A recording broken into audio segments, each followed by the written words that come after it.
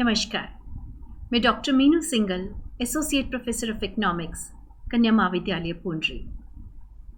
आज हम जो टॉपिक कवर करने वाले हैं उसका नाम है structural changes with economic development, यानी आर्थिक विकास व संरचनात्मक परिवर्तन। तो इसको जानने के लिए नेचुरली हमको पहले will have to understand the meaning of economic development and that of structural changes. हमें आर्थिक विकास व संरचनात्मक परिवर्तन का मतलब जानना है और फिर हम देखेंगे कि ऐसे क्या भारतीय अर्थव्यवस्था में क्या सुधार किए गए जिनकी वजह से हमारे भारत में इस तरह के स्ट्रक्चरल चेंजेस आए। वो रिफॉर्म्स होंगे industrial, the reforms will be covering, बहुत तरह के रिफॉर्म्स हुए हैं, लेकिन जिन रिफॉर्म्स की हम इस लेक्चर में बात करेंगे वो हैं industrial reforms, external sector reforms, अंतर्राष्ट्रीय व्यापार से जुड़े हुए, फाइनेंशियल रिफॉर्म्स, वित्तीय सुधार व fiscal reforms. Then we'll be covering the contribution of various sectors to GDP and employment. इसके बाद हम राष्ट्रीय आय और रोजगार में विभिन्न क्षेत्रों का योगदान जांचेंगे। देखिए, कोई भी अर्थव्यवस्था जब काम करती है तो उसके सामने मुख्यतः तीन बातें होती हैं कि एक तो अपनी समृद्धि करे, they want to grow, every economy wants to grow. So the main issue before them is economic growth. What does that mean? It means economic prosperity. यानी देश में लंबे समय तक लगातार प्रति व्यक्ति आय, राष्ट्रीय आय बढ़े। Well, economic development is a concept that is much wider than that. It is not only inclusive of prosperity, but it also includes social welfare. इसमें हम सिर्फ समृद्धि की बात नहीं करते बल्कि समाज कल्याण की भी बात करते हैं। और सस्टेनेबल डेवलपमेंट, धारणीय विकास, इट्स अ न्यू कॉन्सेप्ट। ये बताता है कि ये जो भी विकास हो रहा है इसका लाभ सिर्फ करंट जनरेशन पर नहीं बल्कि आने वाली जनरेशन्स को भी मिले। The benefit of development must reach not only the current generation but also to the future generations. Well, what we are interested in this chapter is about economic development, right? So about economic development, there are two major aspects. One are quantitative and the other are qualitative. तो quantitative aspects कौन से हैं आर्थिक विकास से जुड़े हुए? अभी आपको बताया था, राष्ट्रीय आय, प्रति व्यक्ति आय और स्टैंडर्ड ऑफ लिविंग। जब ये तीनों बढ़ जाएं इसका मतलब देश में विकास हो रहा है, और यदि ये कम हो इसका मतलब देश का विकास नहीं हो रहा, कम हो रहा है। तो जो क्वांटिटेटिव एस्पेक्ट्स हैं ये तो बेसिकली आपके ग्रोथ की तरफ इंडिकेशन करते हैं कि ग्रोथ हो रही है या नहीं। अब what are qualitative aspects? Well, distribution of income, ये जो आय बढ़ी है उसका वितरण कैसे हुआ है, whether it has been accrued by a few persons in the country और it has been equally distributed amongst us people. क्या इस आय को कुछ ही लोगों के हाथों में ये पहुंच गई है या इसका वितरण समान हुआ है? And then when the literacy rates improve in the economy, when health indicators improve, then this implies economic development.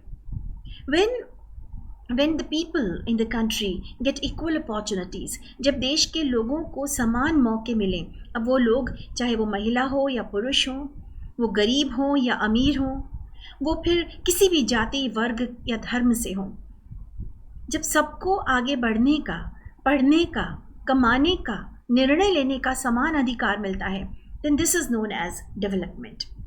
And then lastly, it also is affected by structural and institutional changes. आर्थिक विकास का मतलब है अर्थव्यवस्था में संरचनात्मक और संस्थागत परिवर्तन आना। Now, this is what we will be studying in this lecture. So, what is meant by structural changes? Before that, we must understand that development brings structural changes. जब विकास होता है तो अर्थव्यवस्था में कई तरह के संरचनात्मक परिवर्तन होते हैं, लेकिन साथ ही जब अर्थव्यवस्था में संरचनात्मक परिवर्तन होते हैं तो देश में विकास भी होता है। That is, structural changes are the cause as well as the effect of development. Then, the meaning of structural changes. Well, the dictionary meaning is that when we arrange something in an organized manner, किसी चीज़ को हम बेहतर तरीके से जब लगाते हैं जिसकी वजह से हमारी सहूलियत बढ़ जाती है तो उसको हम कहते हैं structural change. as far as economic structure is concerned, when we say that what are the structural changes that has been take place in an economy, what we mean, it can take various forms, you know. जैसे कि मुझसे ये पूछा जाए कि मनुष्य के शरीर की क्या संरचना है, तो मैं हो सकता है आपको जवाब दूं कि आँखें हैं, नाक है, कान है, हाथ है, उंगलियां हैं, लेकिन कोई और व्यक्ति जवाब दे कि नहीं, हार्ट है, लंग्स है, लिवर है, इंटेस्टाइन्स हैं. So both of us are right, क्योंकि एक एक्सटर्नल स्ट्रक्चर बता रहा है, एक इंटरनल. सिमिलरली एक अर्थव्यवस्था के स्ट्रक्चर को भी आप कई तरीके से बता सकते हैं. For example, there can be you can divide the economy in 3 sectors, primary, secondary and tertiary. हम देखें कि उनका ओवरऑल क्या भूमिका है देश के विकास में, how are they contributing to the employment level और to the national income of the country.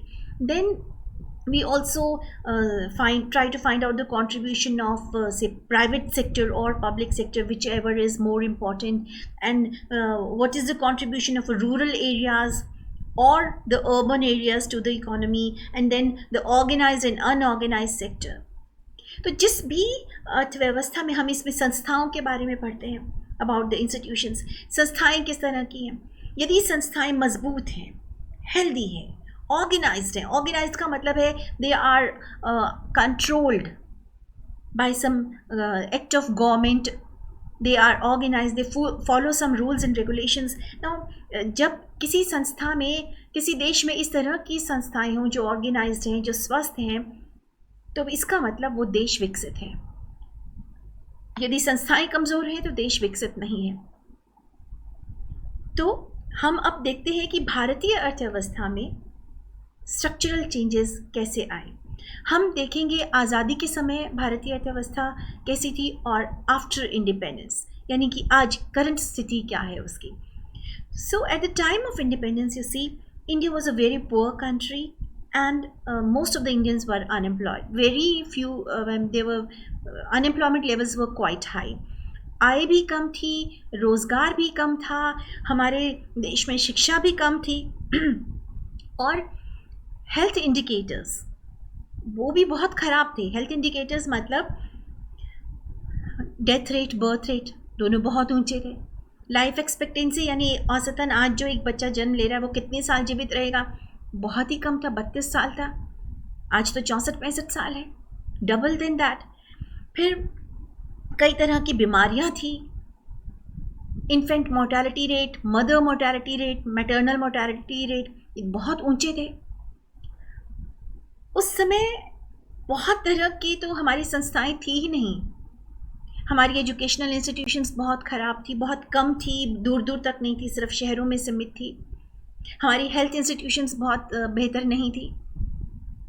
And then India was lived in rural area. अपने गांव में रह रहा था भारत. भारतीय लोग कृषि पर निर्भर थे. India was a rural and an agrarian economy. But currently now the situation has changed a lot. आज हमारे आय स्तर, रोज़गार स्तर पहले से बहुत बेहतर है. आज हमारे शिक्षा का स्तर पहले से बहुत बहुत आगे है. Health indicators much better. आज जन्म दर, मृत्यु दर दोनों बहुत कम हो गई है. लाइफ एक्सपेक्टेंसी बेटर है. Infant mortality rate international standard के लिहाज से आ गए हैं. मैटरनल मोर्टेलिटी रेट कम हो गया है. कई तरह की बीमारियां खत्म हो गई हैं भारत से. हमारी आज इंस्टीट्यूशनल स्ट्रक्चर बहुत इम्प्रूव हुआ है, बहुत बेहतर है पहले से. कई तरह की संस्थाएं पहले नॉन एग्जिस्टेंट थी, आज हमारे यहाँ रिसर्च भी हो रही है. हमारी एजुकेशनल इंस्टीट्यूशंस, हेल्थ इंस्टीट्यूशंस और बहुत प्लानिंग से जुड़ी हुई संस्थाएं, बहुत ज़्यादा सुधार है. And then finally we have come out of started coming out of our rural areas. आज हमारी डिपेंडेंस प्राइमरी सेक्टर पे कम रह गई है, कंपैरेटिवली टर्शरी सेक्टर पर ज़्यादा हो गई है. फिर भी आज भी भारत की अधिकतर जनसंख्या गांव में ही रह रही है, और आज भी ज़्यादातर जो रोज़गार है हमें कृषि से ही मिल रहा है. आइए आने वाले समय में देखते हैं क्या सब है. तो हम जानते हैं कि ये सब स्ट्रक्चरल चेंजेस आए क्यों. नेचुरली एक सवाल दिमाग में उठता है कि ये परिवर्तन आए क्यों. कारण है आर्थिक सुधार.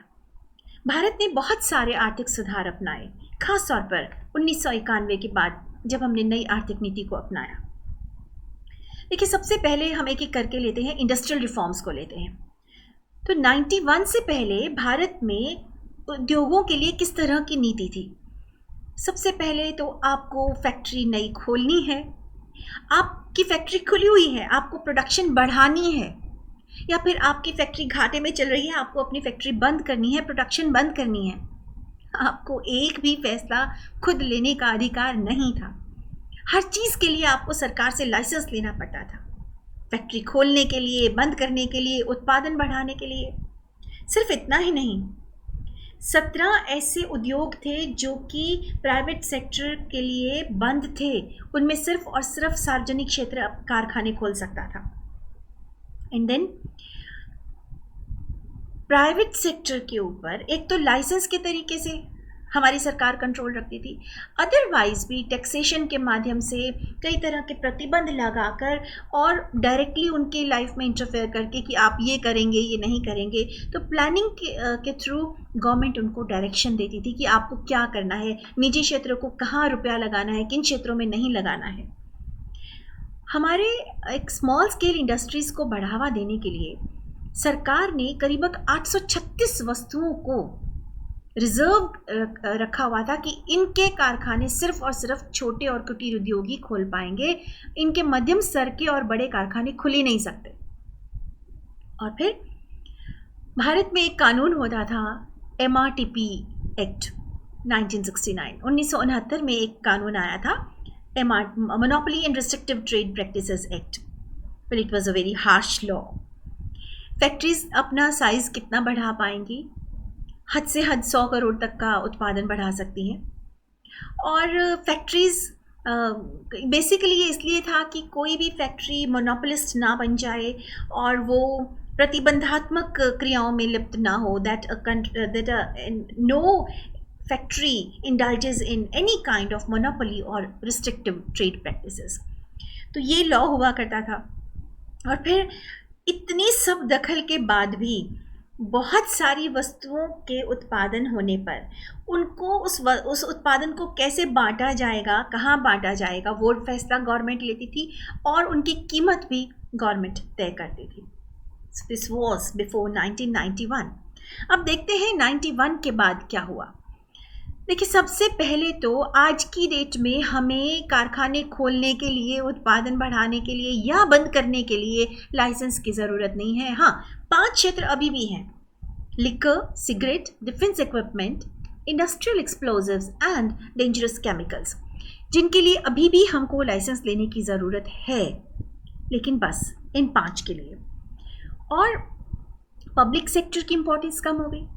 पहले 17 सेक्टर्स थे, जो कि 17 उद्योग थे जो कि पब्लिक सेक्टर के लिए रिजर्व किए हुए थे। धीरे धीरे इनको कम करके 8 क्षेत्र सिर्फ पब्लिक सेक्टर के लिए रखे गए और 2011-12 में सिर्फ 2 क्षेत्र रख दिए गए पब्लिक सेक्टर के लिए। These 2 sectors were that of atomic energy and then railways. फिर आप जो प्राइवेट सेक्टर था, इसके ऊपर सरकार का नियंत्रण बहुत कम हुआ।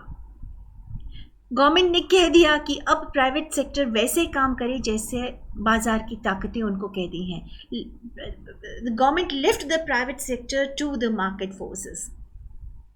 Now they can decide on their own the prices of their products, how much they want to produce, what kind of production or technology, what kind of technology they will use, how much will they produce, which products will they produce।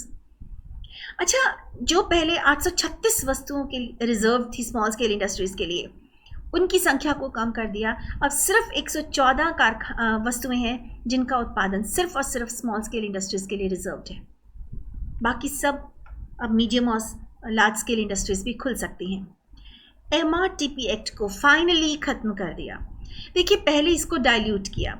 मैंने आपसे बताया था ना कि नए एक factory कितनी बड़ी हो सकती है, हद से हद 100 करोड़ की लिमिट थी कि आप 100 करोड़ से ज़्यादा अपना साइज़ नहीं बढ़ा सकते थे।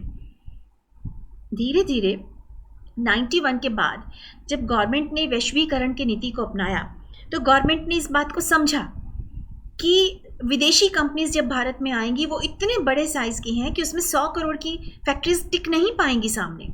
तो भारतीय सरकार ने पहले तो MRTP एक्ट को डाइल्यूट किया और ये कहा कि आप अपने कारखाने जो हैं वो 1000 करोड़ तक के साइज़ के कर सकते हैं। एंड फाइनली ये एक्ट ख़त्म कर दिया गया। कंपटीशन एक्ट 2002 बना था बच्चे, बना तो 2002 में था, लेकिन उसको लागू 2009 में किया गया। तो ये लागू हुआ और MRTP एक्ट को ख़त्म कर दिया गया। हमारी जितने भी कारखाने थे उनको छूट दे दी गई, अधिकतर को, कि वो अपनी वस्तुओं की कीमत खुद तय कर सकते हैं। और इसके अलावा पहले बहुत तरह के प्रतिबंध थे, आपको कच्चा माल खरीदना है, मशीनें खरीदनी है, तैयार माल खरीदना है, तकनीक खरीदनी है। अब ऐसे प्रतिबंध काफ़ी हद तक कम कर दिए गए, कई जगह ख़त्म भी कर दिए गए। So this was about industrial reforms. आइए अब देखते हैं किस तरीके के एक्सटर्नल सेक्टर रिफॉर्म्स हुए हैं विदेशी क्षेत्र में। तो 91 से पहले हमारी भारतीय मुद्रा का दूसरे देश की करेंसीज में विनिमय दर क्या होगी ये RBI तय करता था। RBI used to determine the exchange rate. लेकिन उसके साथ में क्या था कि हम लोग जो भी आयात करते थे उसके ऊपर भी पूरा गवर्नमेंट का कंट्रोल था, कौन सी चीज़ आयात करनी है, कौन सी नहीं करनी। इनफैक्ट हमारे भारत में बहुत पैसे वाले लोग नहीं थे जब हम आज़ाद हुए, तो भारतीय सरकार जानती थी कि हमारे पहले तो लोग गरीब हैं, अगर उसके बाद वो फैक्ट्री खोलेंगे भी तो विदेशी कंपटीशन के सामने वो टिक नहीं पाएंगे। इसीलिए हमारी गवर्नमेंट ने उस समय प्रोटेक्शन की पॉलिसी अपनाई, यानी भारतीय कारखानों को संरक्षण देने के लिए आयात के ऊपर बहुत ऊंची करों की दर लगा दी। टैक्सेस बहुत ऊंचे थे और कई चीज़ों का आयात करने पर प्रतिबंध लगे हुए थे कि हद से हद आप इतनी क्वांटिटी इंपोर्ट कर सकते हैं, इससे ज़्यादा नहीं कर सकते। इसके अलावा भारत, क्योंकि देखिए ईस्ट इंडिया कंपनी भारत में व्यापार करने आई और हमें गुलाम बनाकर चली गई, तो जब हम आज़ाद हुए हम लोगों को विदेशियों से डर लगता था व्यापार करते हुए। हम उन्हें भारत में आकर निवेश करने की छूट नहीं दे पा रहे थे, ना FDI, ना FII, ना फॉरेन डायरेक्ट इन्वेस्टमेंट, ना इंस्टीट्यूशनल इन्वेस्टमेंट, और ना ही हम इंपोर्ट्स को बढ़ावा देते थे। लेकिन 91 के बाद जब हमने नई आर्थिक नीति अपनाई तो पहला काम जो RBI ने किया वो ये कि हमारी मुद्रा का अवमूल्यन कर दिया। हमारी मुद्रा का जितनी भी वर्ल्ड की मेजर करेंसीज थी उनके मुकाबले में डिवैल्यूएशन किया और फिर हमारी मुद्रा को फुल्ली कन्वर्टिबल कर दिया 93 से। अब इसका मीनिंग बताती हूँ, इसका मतलब बताती हूँ। देखिए एक एग्जांपल लेती हूँ। मेरे पास पहले मतलब मान लेते हैं मेरे भाई ने मुझे $100 भेजे, तो उस समय के रूल्स ये थे 91 तक कि जितनी भी फॉरेन करेंसी एक आम आदमी के पास आती है वो उसको बैंक को ही, केंद्रीय बैंक को ही बेचनी पड़ेगी। तो मेरे पास $100 आए तो उनके बदले में मुझे रुपए कौन देगा? बैंक। मैं बैंक के पास जाऊंगी, पर प्रॉब्लम क्या है, इंटरनेशनल मार्केट में $1 के 20 रुपये मिल रहे हैं, जबकि RBI मुझे $1 के सिर्फ 10 रुपये दे रहा है। ठीक है, तो मुझे 100 रुपये के RBI कितने देगा? 1000 रुपये, जबकि अगर मैं उसको मार्केट में बेचती तो मुझे उसके 2000 मिलते। बिना बात के 1000 रुपये मेरे कट गए, मुझे दुख होगा ना। गवर्नमेंट ने धीरे धीरे क्या किया, हमारे रुपए को पार्शियली कन्वर्टेबल किया। इसका मतलब ये है कि हम अपने डॉलर का 60% तो मार्केट में बेच सकते हैं, लेकिन 40% अभी भी बैंक को बेचना पड़ेगा। यानी मेरे पास अगर $100 है तो 60 रुपये तो मैं मार्केट में उसको कन्वर्ट कर लूँ, तो 60 रुपये के 20 रुपये के लिहाज से, $60 के 20 रुपये के लिहाज से मुझे 1200 रुपये मिल जाएंगे। लेकिन जो रिमेनिंग $40 है उसके मुझे $40 गुणा में 10, बैंक से 400 रुपये मिलेंगे। 400 रुपये का भी नुकसान हो गया। लेकिन 1993 तक आते आते हमारी सरकार ने हमारी करेंसी को फुल्ली कन्वर्टेबल कर दिया। तो आज की डेट में विनिमय दर बाजार की ताकत द्वारा तय होता है। दूसरा, हमने ग्लोबलाइजेशन की पॉलिसी अपनाई, मतलब वैश्वीकरण अपनाया, विश्व की कंपनीज को भारत में बुलाया। तो इस वजह से हमने धीरे धीरे ये क्वांटिटेटिव रिस्ट्रिक्शंस भी कम की, और ये जो कई तरह के कर लगा रखे थे, बहुत ऊंचे करों की दरें थी, वो सब भी या कम किया या धीरे धीरे हम लोगों ने टैक्सेस कई जगह ख़त्म भी कर दिए और बहुत कम कर दिए, ड्रास्टिकली कम किए। हाँ, इंपोर्ट के लिए पहले लाइसेंस लेना पड़ता था कुछ भी आयात करने के लिए, लेकिन आज की डेट में सिर्फ और सिर्फ हमें ये जो हैजार्डस और एनवायरमेंटली सेंसिटिव प्रोडक्ट्स हैं, यानी कि जो पर्यावरण को खतरा है, जिनसे ऐसी वस्तुओं को ही आयात करने में प्रतिबंध है, उसके लिए लाइसेंस लेना पड़ता है। अदरवाइज अब लाइसेंस लेने की ज़रूरत नहीं है। जहाँ तक फॉरेन डायरेक्ट इन्वेस्टमेंट का मतलब है, उसका पहले मतलब समझाती हूँ। देखिए, जब कोई विदेशी भारत में आके निवेश करे, यहाँ कारखाना खोले, यहाँ के लोगों को रोज़गार दे, यहाँ उत्पादन करे, यहाँ के साधन इस्तेमाल करे, तो वो है फॉरेन डायरेक्ट इन्वेस्टमेंट। वो यहाँ आकर कारखाना खोल रहा है, नफ़ा नुकसान उस व्यक्ति का, उस फॉरेनर का, this is foreign direct investment. हम ये अलाउ नहीं कर रहे थे, पहले बहुत कम अलाउ करते थे। मतलब 49% तो फॉरेनर लगाएगा, 51% रुपया भारत का लोग लगाएंगे। धीरे धीरे इसको परसेंटेज को बढ़ाते गए, 74% तक किया। आज बहुत सारे उद्योगों में 100% तक की FDI लिमिट है, यानी कि पूरा का पूरा निवेश विदेशी आकर खुद कर सकता है, कोई भारतीय पार्टनर बनाने की ज़रूरत नहीं है। FII क्या होता है? फॉरेन इंस्टीट्यूशनल इन्वेस्टमेंट, विदेशी संस्थागत निवेश। इसका मतलब है कि विदेशी कंपनीज भारत में आकर भारत में नई कंपनी नहीं लगाएंगी, लेकिन भारत में जो कंपनीज हैं उनके बॉन्ड्स और शेयर खरीद सकती हैं।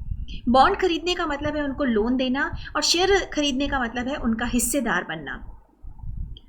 तो इसके अलावा भारतीय कंपनियों को कॉम्पिटिटिव बनाने के लिए, इसलिए इस लायक बनाने के लिए कि वो विदेशी कंपनियों से कंपटीशन में आगे रह सके, जितने रिस्ट्रिक्शंस थी आयात के ऊपर, चाहे वो तकनीक खरीदने के लिए, चाहे वो मशीनें खरीदने के लिए, या फिर कच्चा माल खरीदने के लिए, वो सब या तो हटा दी गई या पहले से बहुत कम कर दी गई। फिर हम आते हैं फाइनेंशियल सेक्टर रिफॉर्म्स के ऊपर। देखिए, ये 1991 के बाद देखते हैं कि किस तरीके के सुधार हुए फाइनेंशियल सेक्टर में। ज़बरदस्त सुधार हुए हैं बच्चे। आज हमारा फाइनेंशियल सेक्टर इंटरनेशनल टक्कर का है। देखिए, हमारे भारत में पहले RBI का रोल था कंट्रोलर का, सब चीज़ों पर नियंत्रण रखता था। Today RBI is an arbitrator, मतलब किसी भी तरह की समस्या आएगी फाइनेंशियल सिस्टम को, तो उसको दूर करने के लिए, उसकी हेल्प करने के लिए है RBI। कंट्रोल, हर चीज़ को नियंत्रण में रखने के लिए नहीं है। फिर भारत में 1969 में भारत के सबसे बड़े 14 बैंकों का राष्ट्रीयकरण किया गया। उसके बाद से नए निजी बैंक खुलना बंद हो गए। 1980 में फिर से 6 बड़े बैंकों का राष्ट्रीयकरण किया, तो नए निजी बैंक खुलने बंद हो गए 69 के बाद से। लेकिन 91 में गवर्नमेंट ने फिर से कहा कि अब निजी क्षेत्र बैंकों को वो बढ़ावा देंगे, और उसके लिए उन्होंने भारतीय बैंकों को भी कहा वो भी खोलें, और विदेशियों को भी कहा कि वो भारत में आकर बैंक खोल सकते हैं। इसके अलावा भारत में फाइनेंशियल इंस्टीट्यूशनल इन्वेस्टमेंट को बढ़ावा दिया, वो तो मैंने आपको अभी समझाया है। वो कैसे आते हैं? वहाँ की जो बड़ी बड़ी संस्थाएं हैं, merchant banker, pension funds, mutual funds, वो भारत में आके भारतीय कंपनीज़ के बॉन्ड्स और शेयर्स खरीदती हैं। FDI के बारे में भी बताया कि धीरे धीरे इसको बढ़ाया गया है, और कुछ जगह तो 100% तक कर दिया है। इसके बाद एक स्थिति ये थी कि 91 से पहले जितने भी बैंकों के रेट ऑफ इंटरेस्ट थे, चाहे वो किसी को लोन दे रहे हैं, चाहे किसी की सेविंग इकट्ठा कर रहे हैं, सब तरह के रेट ऑफ इंटरेस्ट RBI बताया करता था। आज की डेट में कमर्शियल बैंक्स अपने आप तय करते हैं हर तरह की ब्याज की दर। फिर ये आपको बता ही दिया कि भारतीय करेंसी को पहले पार्शियली कन्वर्टेबल किया, और उसके बाद फुल्ली कन्वर्टेबल। और फिर इंडियन फाइनेंशियल सिस्टम, आज का मतलब इन सब कदम जो ये कदम उठाए गए, इसका असर ये है कि आज हमारा भारतीय वित्तीय प्रणाली बहुत मजबूत है, बहुत वैरायटी है हमारे यहाँ संस्थाओं की, बाज़ारों की, प्रपत्रों की। We have a diversified Indian financial markets, financial instruments and financial institutions. सिर्फ इतना नहीं है कि हमारे पास बहुत तरह की संस्थाएं हैं और ये सब, बल्कि इसके अलावा हमारे जो संस्थाएं हैं वो आज ग्लोबल स्टैंडर्ड मेंटेन कर रही हैं, यानी अंतर्राष्ट्रीय स्तर के जो मापदंड हैं वो अपना रहे हैं हम। सिर्फ बैंकिंग में नहीं, हमारा जो स्टॉक मार्केट्स हैं वो कैपिटल मार्केट मतलब इंटरनेशनल लेवल पर, हाँ ठीक है कुछ कमियां हैं, लेकिन फिर भी किसी भी इंटरनेशनल मार्केट में भी कुछ ना कुछ कमियां होती हैं स्टॉक मार्केट में। हमारा स्टॉक मार्केट, हमारा बैंकिंग सिस्टम सब आज इंटरनेशनली compete करता है। हम लोग latest technology, information technology use कर रहे हैं फाइनेंशियल सेक्टर में, हर चीज़ को डिजिटाइज किया जा रहा है। इतना ही नहीं, भारत में अब पेमेंट बैंक्स अलाउ किए गए हैं, हम लोग घर पे बैठे हुए ऑनलाइन बैंकिंग से पेमेंट कर सकते हैं किसी की भी। प्लास्टिक मनी यानी कि क्रेडिट कार्ड, डेबिट कार्ड, ये सब इस्तेमाल हो रहा है। So this was about financial sector reforms. Fiscal reforms, Bharat में 91 के बाद से देखिए हमारे यहाँ टैक्सेस भी बहुत ऊंचे होते थे, बहुत ज़्यादा टैक्स लगा करता था। तो अब टैक्स सिस्टम भी पहले से बहुत सरल कर दिया गया है।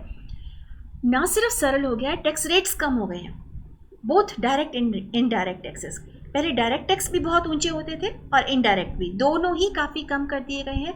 और इसका ये फ़ायदा हुआ है कि आज, पहले टैक्स की चोरी बहुत होती थी, आज कंपैरेटिवली पहले से बेहतर स्थिति है।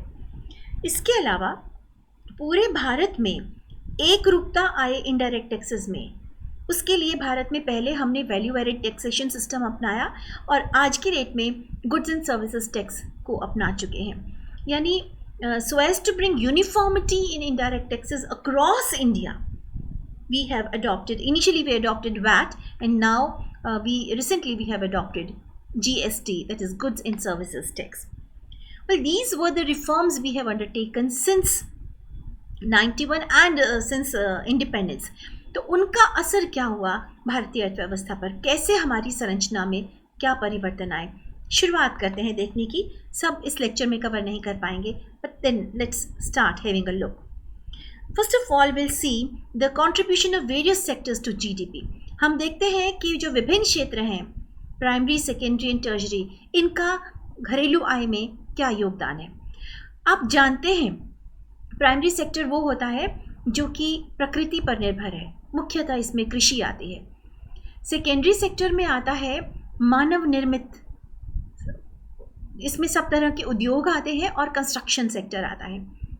टर्शरी सेक्टर है जो कि सब तरह की सेवाओं इसमें शामिल है। तो जब देश गरीब होता है, जब देश पिछड़ा हुआ होता है, when a country is undeveloped, in that scenario the major contribution to GDP comes from primary sector. राष्ट्रीय आय में मुख्य हिस्सा कहाँ से आता है? प्राथमिक क्षेत्र से। लेकिन जैसे जैसे देश विकास करता है वैसे वैसे देश में आय का मुख्य हिस्सा आता है द्वितीय क्षेत्र से, from the secondary sector. And with further growth, with further development, the major contributor becomes tertiary sector. आइए देखते हैं भारत में क्या हुआ। भारत में 1950 से लेकर आज तक के आंकड़े दिखा रखे हैं। आप पाएंगे कि 1950-51 में राष्ट्रीय आय का आधे से ज़्यादा हिस्सा कृषि से आता था, प्राइमरी सेक्टर से। लेकिन धीरे धीरे उनका ये कंट्रीब्यूशन, उनका ये योगदान कम होता गया और आज की डेट में सिर्फ 17.3% आय हमारी प्राइमरी सेक्टर से आ रही है। यानी पहले ये मेजर कंट्रीब्यूटर होता था और आज सबसे कम आय में योगदान प्राइमरी सेक्टर का है। जहाँ तक सवाल है सेकेंडरी सेक्टर का, आप पाएंगे कि सेकेंडरी और टर्शरी सेक्टर दोनों में ही लगातार वृद्धि हो रही है। लेकिन मैंने ये कहा कि विकास के साथ सेकेंडरी सेक्टर की इम्पोर्टेंस बढ़ जाती है, सबसे मेजर कंट्रीब्यूटर बन जाता है और धीरे धीरे फिर टर्शरी सेक्टर मेजर कंट्रीब्यूटर बनता है। लेकिन भारत के आर्थिक इतिहास में, in the economic history of India, secondary sector never ever became the major contributor to GDP. घरेलू आय में मुख्य हिस्सा द्वितीय क्षेत्र से हो आय, ऐसा कभी नहीं हुआ। तो आज की डेट में मेजर कंट्रीब्यूटर है टर्शरी सेक्टर और 55% से ज़्यादा आय टर्शरी सेक्टर से आ रही है। आइए इसी को हम एक चित्र से भी देखते हैं। आप देख सकते हैं ये जो लाइट पिंक कलर के जो बार्स हैं ये प्राइमरी सेक्टर है और लगातार इनकी हाइट कम होती जा रही है, मतलब इनकी कंट्रीब्यूशन कम होती जा रही है और लगातार टर्शरी सेक्टर की हाइट बढ़ती जा रही है। तो आज टर्शरी सेक्टर से हमारे को मुख्यतः हमारी जो राष्ट्रीय आय आ रही है, घरेलू आय आ रही है, और आप देखेंगे कि सेकेंडरी सेक्टर हमेशा इन दोनों के बीच में ही रह गया, है ना, कभी भी वो मेन कंट्रीब्यूटर नहीं बना। ऐसा क्यों होता है? देखिए, पहले तो हमारे एक चीज़ समझिए कि हमारे प्राइमरी सेक्टर की कंट्रीब्यूशन कम हो गई, टर्शरी सेक्टर की बढ़ गई, इसका मतलब हम विकसित देश बन गए क्या? नहीं। जो विकसित देश हैं उनमें प्राइमरी सेक्टर से होने वाली कंट्रीब्यूशन 5% से कम होती है। यूएसए में 0.9%, यूके में 0.7%, जापान में 1.1%, बस। और भारत में अभी भी 17.3%। इसका मतलब भारत हाँ पहले से बेहतर हुआ है, एग्जैक्टली, लेकिन आज भी हम एक विकासशील देश ही हैं। अब सवाल ये उठता है कि ऐसा क्यों होता है कि प्राइमरी सेक्टर की इंपॉर्टेंस कम हो जाती है, जो कि हमें भोजन दे रहा है, और सेकेंडरी और टर्शरी सेक्टर इंपॉर्टेंट हो जाते हैं। देखिए, उसका पहला कारण ये है कि जब देश में विकास होता है तो लोगों की आय बढ़ती है, और जब आय बढ़ती है तो हमारी प्राइमरी गुड्स की मांग नहीं बढ़ती, because demand for primary goods is income inelastic, वो आय बेलोचदार है।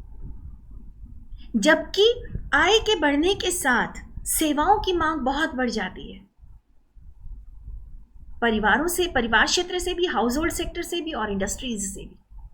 उद्योगों की और परिवारों की दोनों की मांग सेवाओं के लिए बहुत बढ़ जाती है। देखिए, हर तरह की सेवा हम पहले से बेहतर चाहते हैं, चाहे वो बैंकिंग सर्विसेज हो, एजुकेशनल हो, हेल्थ सर्विसेज है, टूरिज्म है, ट्रांसपोर्ट कम्युनिकेशन है।